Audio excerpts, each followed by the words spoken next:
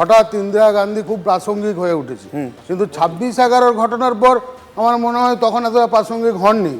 আমরা দেখলাম এই যুদ্ধ বিরতি বা পাকিস্তানকে কোনো আক্রমণ করতে পারছে না, এই নিয়ে বিশেষ করে কংগ্রেস, তৃণমূল সহ আরও বিভিন্ন পার্টি ত্রাহি ত্রাহি রব শুরু করে দিয়েছে। কিন্তু তারা আজকে দেখলো না যে আমরা আজকে পাঞ্জাবের আদমপুরে এয়ারবেসে প্রধানমন্ত্রী নিজের ফটো এবং ভিডিও সহ যে প্রমাণ দিয়েছেন তাতে পরিষ্কার হয়ে গেছে পাকিস্তান কোনো আক্রমণ করতে পারেনি। কিন্তু তাদেরকে বলছি যারা আজ মোদির বিরোধিতা করছেন, এবং বিশেষ করে বলছি পাকিস্তানের প্রধানমন্ত্রীকে বলতে চাইছি যে আপনারা প্রধানমন্ত্রীকে বলুন যে একবার পাকিস্তানের যে 11টা এয়ারবেস ধ্বংস হয়েছে সেই 11টা এয়ারবেসকে একটা জায়গায় ভারতে পাকিস্তানের প্রধানমন্ত্রী দাঁড়িয়ে প্রমাণ করে দিক যে ওখানে ধ্বংস হয়নি।